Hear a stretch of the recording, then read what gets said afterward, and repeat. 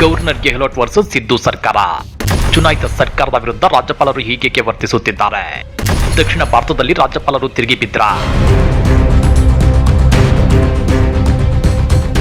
ರಾಜ್ಯ ವಿಧಾನಮಂಡಲ ಜಂಟಿ ಅಧಿವೇಶನ ಗುರುವಾರ ಆರಂಭವಾಗಲಿದ್ದು, ಆಡಳಿತಾರೂಢ ಕಾಂಗ್ರೆಸ್ ಹಾಗೂ ಪ್ರತಿಪಕ್ಷಗಳಾದ ಬಿಜೆಪಿ ಜೆಡಿಎಸ್ ನಡುವೆ ತೀವ್ರ ಜಟಾಪಟಿ ನಡೆಯುವ ಸಾಧ್ಯತೆ ಇದೆ. ಇದರ ಮಧ್ಯೆ ಗೌರವಾನ್ವಿತ ರಾಜ್ಯಪಾಲರು ಸರ್ಕಾರ ಬರೆದುಕೊಡೋ ಭಾಷಣವನ್ನ ಜಂಟಿ ಸದನ ಸಭೆಯನ್ನುದ್ದೇಶಿಸಿ ಓದಲ್ವಂತೆ. ಹಾಗಾದ್ರೆ ರಾಜ್ಯಪಾಲರು ಇಷ್ಟು ದಿನ ಇದ್ದ ಸಂಪ್ರದಾಯವನ್ನೇ ಮುರಿದ್ರ? ಚುನಾಯಿತ ಸರ್ಕಾರದ ವಿರುದ್ಧ ರಾಜ್ಯಪಾಲರು ಹೀಗೇಕೆ ವರ್ತಿಸುತ್ತಿದ್ದಾರೆ?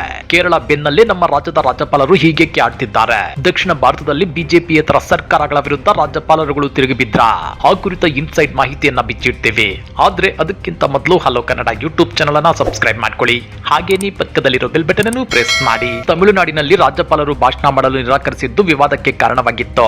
ಇದರ ಬೆನ್ನಲ್ಲೇ ಇದೀಗ ಕರ್ನಾಟಕ ವಿಧಾನಸಭೆ ಜಂಟಿ ಅಧಿವೇಶನ ಉದ್ದೇಶಿಸಿ ಭಾಷಣ ಮಾಡಲು ರಾಜ್ಯಪಾಲ ತಾವರ್ ಚಂದ್ ಗೆಹ್ಲೋಟ್ ಅವರು ನಿರಾಕರಿಸಿದ್ದಾರೆ ಅಂತ ಹೇಳಲಾಗ್ತಿದೆ. ರಾಜ್ಯಪಾಲರು ಭಾಷಣ ಮಾಡಲು ನಿರಾಕರಿಸಿದ ಹಿನ್ನೆಲೆ ಕಾನೂನು ಮತ್ತು ಸಂಸದೀಯ ವ್ಯವಹಾರಗಳ ಸಚಿವ ಎಚ್ ಕೆ ಪಾಟೀಲ್ ನೇತೃತ್ವದ ಉನ್ನತ ಮಟ್ಟದ ನಿಯೋಗವು ಇವತ್ತು ಸಂಜೆ 5:45ಕ್ಕೆ ಲೋಕಭವನಕ್ಕೆ ಭೇಟಿ ನೀಡಿ ರಾಜ್ಯಪಾಲರನ್ನ ಭೇಟಿ ಮಾಡಿ ಈ ಬಗ್ಗೆ ಚರ್ಚೆ ನಡೆಸಿದ್ದಾರೆ. ನಾಳೆಯಿಂದ ಜನವರಿ 31ರವರೆಗೆ ವಿಧಾನಸಭೆ ಜಂಟಿ ಅಧಿವೇಶನ ನಡೆಯಲಿದ್ದು, ರಾಜ್ಯಪಾಲರ ನಡೆ ಬಹಳ ಕುತೂಹಲ ಮೂಡಿಸಿದೆ. ಕೇಂದ್ರವು ಮಹಾತ್ಮ ಗಾಂಧಿ ನರೇಗಾ ಹೆಸರನ್ನು ರದ್ದುಗೊಳಿಸಿರುವುದು ಸೇರಿದಂತೆ ಹಲವು ವಿಷಯಗಳ ಕುರಿತು ಆಡಳಿತಾರೂಢ ಕಾಂಗ್ರೆಸ್ ಮತ್ತು ವಿರೋಧ ಪಕ್ಷ ಬಿಜೆಪಿ ಜೆಡಿಎಸ್ ಒಕ್ಕೂಟದ ನಡುವೆ ಘರ್ಷಣೆ ನಿರೀಕ್ಷಿಸಲಾಗಿದೆ. ಯುಪಿಎ ಸರ್ಕಾರದ ಮಹಾತ್ಮ ಗಾಂಧಿ ರಾಷ್ಟ್ರೀಯ ಗ್ರಾಮೀಣ ಉದ್ಯೋಗ ಖಾತ್ರಿ ಕಾಯ್ದೆಯನ್ನು ರದ್ದುಗೊಳಿಸಿದ್ದ ರೋಜ್ಗಾರ್ ಮತ್ತು ಆಜೀವಿಕಾ ಮಿಷನ್ ಕಾಯ್ದೆಗಾಗಿ ಬದಲಾಯಿಸಿದ ಕೇಂದ್ರದ ಬಿಜೆಪಿ ನೇತೃತ್ವದ ಎನ್ಡಿಎ ಸರ್ಕಾರದ ವಿರುದ್ಧ ರಾಜ್ಯ ಕಾಂಗ್ರೆಸ್ ನಿರ್ಣಯ ಅಂಗೀಕರಿಸಿತ್ತು. ಮಹಾತ್ಮ ಗಾಂಧಿ ನರೇಗಾ ಬದಲಿಗೆ ಇತ್ತೀಚೆಗೆ ಜಾರಿಗೆ ತಂದ ವಿಬಿಜಿ ರಾಮ್ಜಿ ಕಾಯ್ದೆಯನ್ನು ಅಂಗೀಕರಿಸಲು ಮತ್ತು ಅದರ ವಿರುದ್ಧ ಕಾನೂನು ಹೋರಾಟವನ್ನ ಕೈಗೊಳ್ಳಲು ಕರ್ನಾಟಕ ಸಚಿವ ಸಂಪುಟ ನಿರ್ಧರಿಸಿದೆ. ಹೀಗಾಗಿ ಕೇಂದ್ರಕ್ಕೆ ಮುಜುಗರ ತರುವ ಅಂಶಗಳು ರಾಜ್ಯಪಾಲರ ಭಾಷಣದಲ್ಲಿರೋದ್ರಿಂದ ರಾಜ್ಯಪಾಲರು ಜಂಟಿ ಅಧಿವೇಶನವನ್ನುದ್ದೇಶಿಸಿ ಮಾತನಾಡದಿರಲು ನಿರ್ಧರಿಸಿದ್ದಾರೆ ಅಂತ ತಿಳಿದು ಬಂದಿದೆ. ಒಂದು ವೇಳೆ ಜಂಟಿ ಅಧಿವೇಶನಕ್ಕೆ ರಾಜ್ಯಪಾಲರು ಬರೆದಿದ್ರೆ ಸಾಂವಿಧಾನಿಕ ಬಿಕ್ಕಟ್ಟು ಎದುರಾಗುವ ಸಾಧ್ಯತೆ ಇದೆ. ವರ್ಷದ ಮೊದಲ ಅಧಿವೇಶನವನ್ನ ರಾಜ್ಯಪಾಲರ ಭಾಷಣದೊಂದಿಗೆ ಆರಂಭಿಸಬೇಕು ಎಂಬ ನಿಯಮವಿದೆ.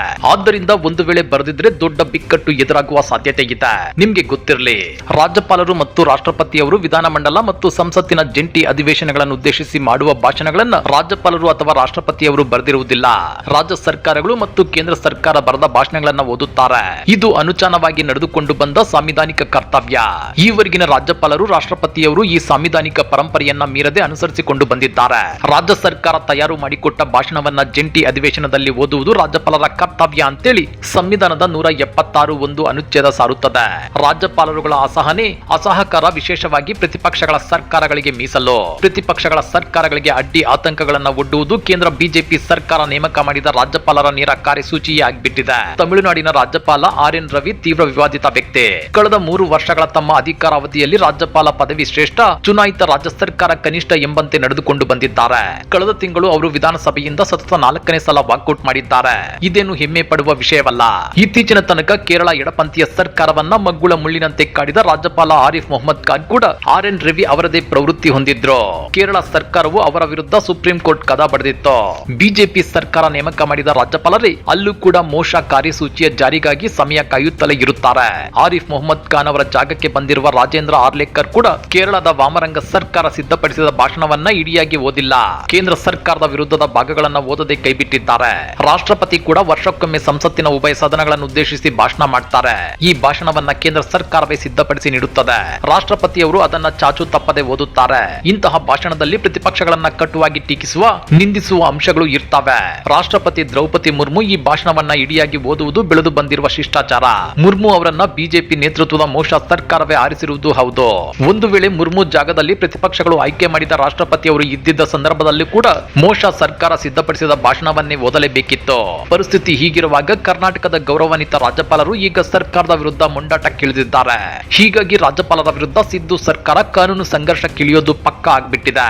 ಹಾಗಾದ್ರೆ ಕರ್ನಾಟಕದ ರಾಜ್ಯಪಾಲರಾದ ತಾವರ್ ಚಂದ್ ಗೆಹ್ಲೋಟ್ ಅವರು ಸರ್ಕಾರ ಬರೆದುಕೊಟ್ಟ ಭಾಷಣವನ್ನ ಜಂಟಿ ಸದನ ಸಭೆಯಲ್ಲಿ ಓದಲು ನಿರಾಕರಿಸಿರೋದ್ರ ಬಗ್ಗೆ ನೀವೇನಂತೀರಾ? ಕಮೆಂಟ್ ಮಾಡಿ, ವಿಡಿಯೋ ಲೈಕ್ ಮಾಡಿ, ಶೇರ್ ಮಾಡಿ. ಇಂಥ ಮತ್ತಷ್ಟು ರೋಚಕ ರಾಜಕೀಯ ಸುದ್ದಿಗಳನ್ನ ಮಿಸ್ ಮಾಡದೆ ನೋಡಬೇಕು ಅಂದ್ರೆ ಹಲೋ ಕನ್ನಡ ಯೂಟ್ಯೂಬ್ ಚಾನೆಲ್ ಅನ್ನ ಸಬ್ಸ್ಕ್ರೈಬ್ ಮಾಡ್ಕೊಳ್ಳಿ.